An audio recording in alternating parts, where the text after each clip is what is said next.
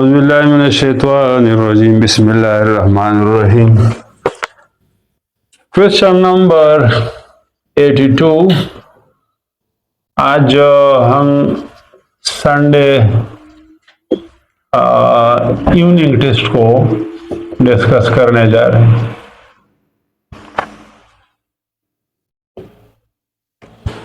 Question number 82. Certain substances decrease the activity of a catalyst.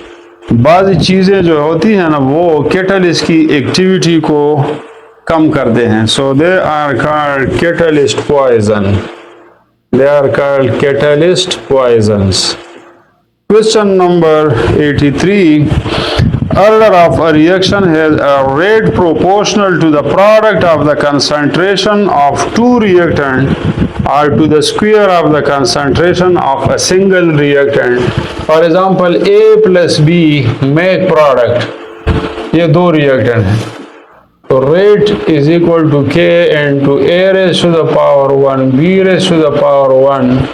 तो इसका order जो है वो किसके बराबर होगा? 2 के बराबर होगा। या अगर हमारे पास 2 मोल्स ऑफ एक ही रिएक्टेंट के 2 मोल प्रोडक्ट बना रहे हैं तो rate is equal to K into A raise to the power 2। तो दोनों केसेस में ऑर्डर ऑफ रिएक्शन जो होगा वो 2 के बराबर होगा। This is second order reaction. तो सेकंड ऑर्डर रिएक्शन दो किस्म के होते हैं, या 2 रिएक्टेंट होंगे और हर एक का पावर 1 होगा, या फिर रिएक्टेंट एक होगा और उसका पावर 2 होगा। So this is an example of second order reaction. 84. Which is not the method of finding the order of reaction. तो देखो ऑर्डर मालूम करने के लिए मुख्तलिफ तरीके इस्तेमाल होते हैं। एक को कहते हैं half life method, half life method.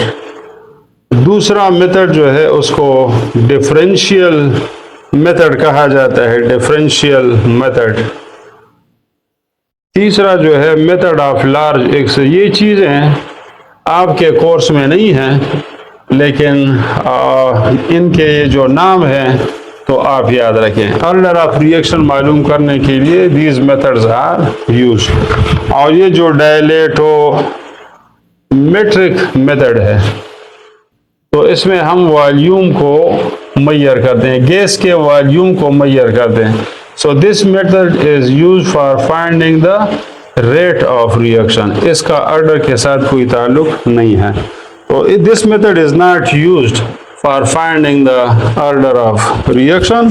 Question number 85. Increasing the temperature by 10 degree centigrade या 10 kelvin.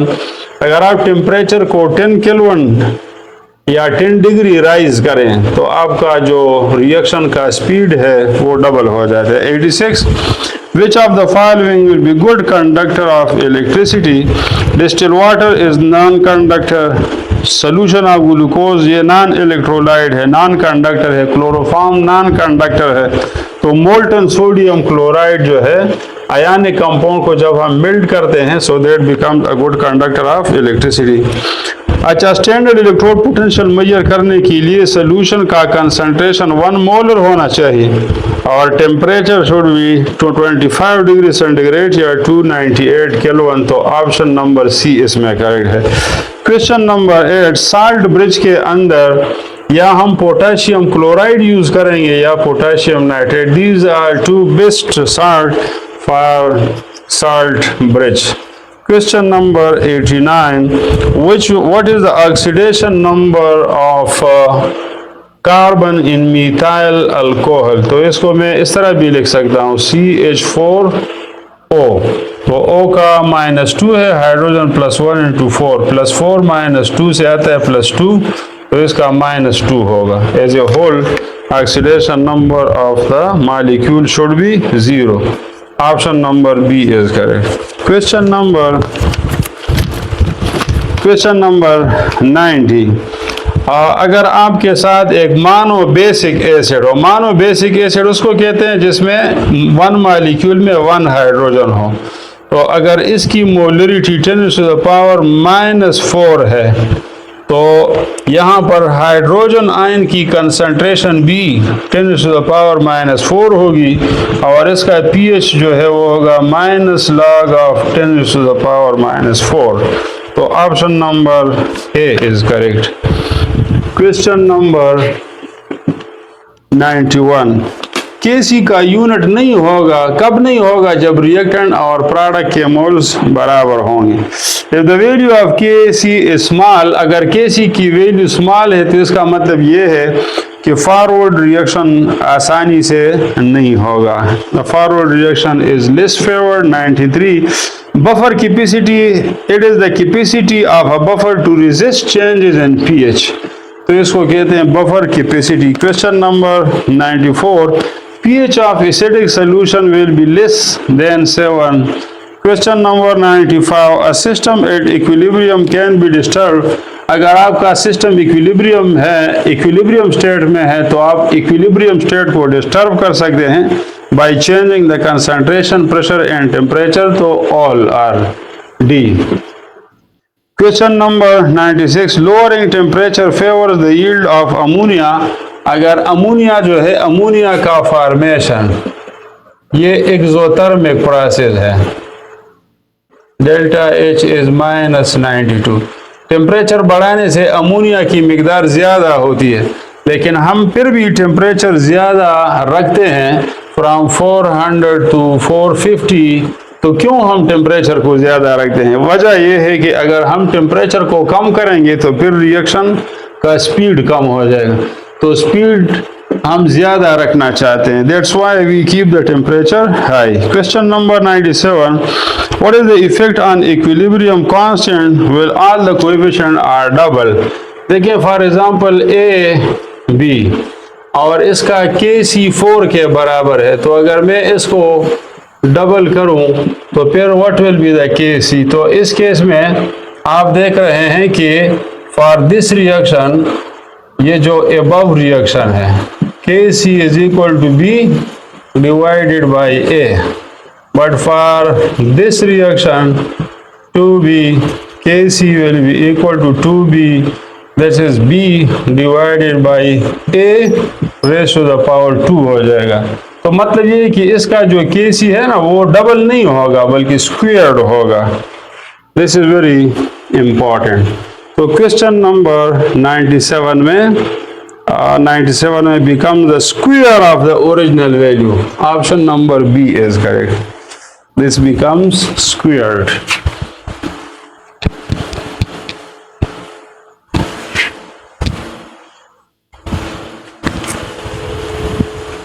Question number 98. Which one of the following is the strongest acid? तो hydrogen iodide is stronger acid than HCl, और HCl is stronger acid than H2SO4. H2SO4 is stronger acid than HNO3. तो option number D is correct. Question number 99. Which one of the following has described the kinetic energy of the particle in a solid? Kinetic energy solid की कम होती है लेकिन zero नहीं होती है, तो option number सी इसमें करेक्ट है। बाकी ऑप्शन को भी आप चेक करें तो इसका नॉलेज, इससे आपका नॉलेज जो है वो इम्प्रूव होगा। You should think upon the other option also. Question number 100, solid generally have higher densities. क्यों? क्योंकि पार्टिकल उसके अंदर क्लोजली पैक्ड होते हैं, दे ऑक्यूपाई स्मॉल स्पेस, तो C option is correct. 101, which one is not a characteristic of amorphous solid? तो amorphous solid के अंदर लॉन्ग रेंज ऑर्डर नहीं होता, मतलब the molecules are not arrange in order form.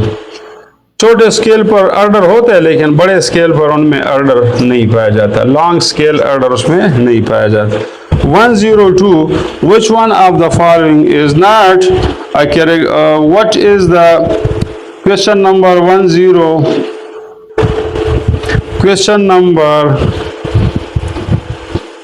100 में ऑप्शन नंबर सी करेक्ट है। 101, the coordination number 101, the coordination number of each ion in sodium chloride is B, 66 होता है। Sodium का कोऑर्डिनेशन नंबर भी 6 है, क्लोराइड का भी 6 है, और इसमें लॉन्ग रेंज ऑर्डर नहीं पाया जाता। 103 which one of the following intermolecular forces are present in water. तो वाटर में हाइड्रोजन बॉन्ड भी होते हैं, लंडन फोर्स भी होते हैं। Option number D is correct. Question number 104 movement of gas molecule through a small opening is called effusion of gases. Question number 105 diamond and graphite Graham law of diffusion और effusion आपके course में नहीं है, लेकिन effusion और diffusion का definition जो है उसको आप समझें। 105 डायमंड एंड ग्रेफाइट आपस में एलोट्रोप्स कहलाते हैं। 106 how many types of crystal. तो क्रिस्टल जो है ना वो उसकी 7 किस्में होती हैं। Option number C is correct. Question number 107 which of the following liquid would you expect to have lower boiling point।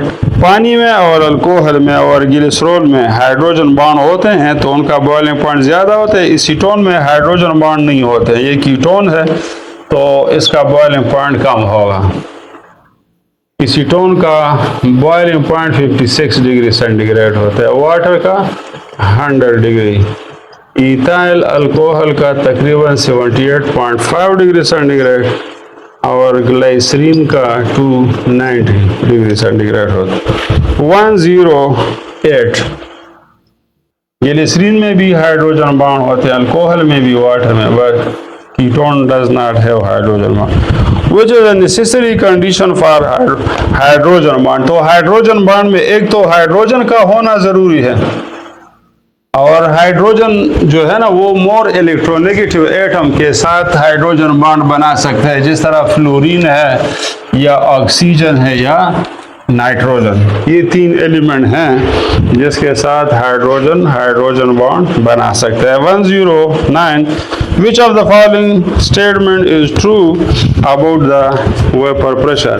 Vapour pressure के लिहाज से कौन सी बात ठीक है। तो बाकी बातें गलत हैं, but it is the measure of the tendency of the molecule to go to vapour phase. Option number D is correct. 110 which factor does not affect the vapor pressure।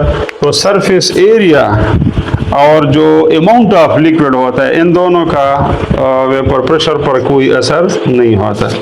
111 the SI unit, वैसे density का unit है ग्राम पर centimetre cube, या अगर आप system international में इसका unit देखें तो ये होगा किलोग्राम पर मीटर क्यूब।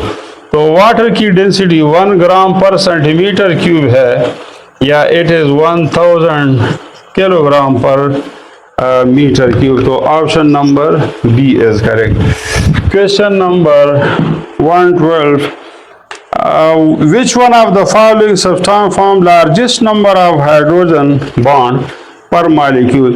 तो वाटर का मॉलिक्यूल ज्यादा से ज्यादा 4 हाइड्रोजन बॉन्ड बनाता है, अमोनिया का मॉलिक्यूल 2 बनाता है, हाइड्रोजन फ्लोराइड का 2 बनाता है। प्रोटीन का मॉलिक्यूल जो है वो बहुत लॉन्गर चेन होता है तो उसमें बहुत सारे हाइड्रोजन बॉन्ड होते हैं, because protein molecule is a macro molecule and there are very large number of hydrogen bond in protein molecule।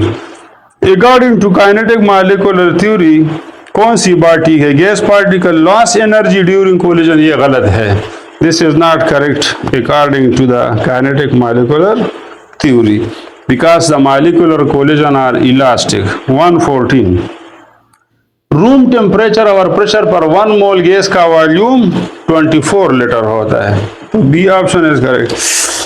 The SI unit of R, gas constant का SI यूनिट, ये इंपॉर्टेंट क्वेश्चन है तो B option इसमें correct है, joule में लेना होगा इसको। 8.314 under which condition the real gas behave like ideal gas.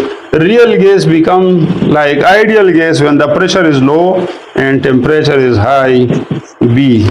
117 यहाँ पर बेटा आपने टेम्परेचर को कन्वर्ट करना है केल्विन स्केल में, और इसके लिए जो फार्मूला इस्तेमाल होता है P1 V1 by T1 is equal to P2 V2 by T2। तो ये क्रॉस मल्टीप्लाई करें, P1 V1 T2 is equal to P2V2 T1, T2 आपने मालूम करना है, P2V2 T1 divided by P1 and V1, ये आपके साथ इक्वेशन आ जाएगा। और आपको ये सारी चीज़ें गिवन है, सिर्फ टेम्परेचर T1 को आपने केल्विन में चेंज करना है। तो आपके साथ ऑप्शन नंबर बी आएगा।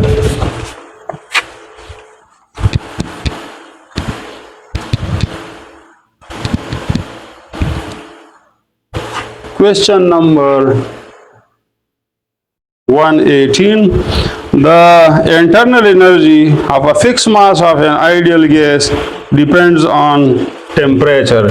ये प्रेशर पर या वॉल्यूम पर डिपेंड नहीं करती है। Internal energy is related to the temperature. Question number 119. Select the one with half filled p orbital on losing an electron. तो ये इंपॉर्टेंट क्वेश्चन है। ऑक्सीजन का इलेक्ट्रॉनिक कन्फिगुरेशन है 2p4, लेकिन अगर ये एक इलेक्ट्रॉन लूज करे +1 हो जाए तो ये फिर 2p3 हो जाए। p में टोटल 6 इलेक्ट्रॉन आते हैं, तो जब ये p3 हो जाएगा तो ये फिर हाफ फिल्ड होगा। तो इसमें option number C is correct. 120, ये ट्रिकी क्वेश्चन है। The energy of electron in the first energy state, यानी फर्स्ट ऑर्बिट में इलेक्ट्रॉन की एनर्जी कितनी होती है जूल पर एटम में, अगर आप ले लें तो -2.18 × 10⁻18 जूल। क्वेश्चन नंबर 121 कहता है कि आप इनको एनर्जी ऑर्डर में अरेंज करें। तो रेडियो वेव सबसे लो एनर्जी वाले हैं और गामा रे सबसे हाई एनर्जी वाले हैं।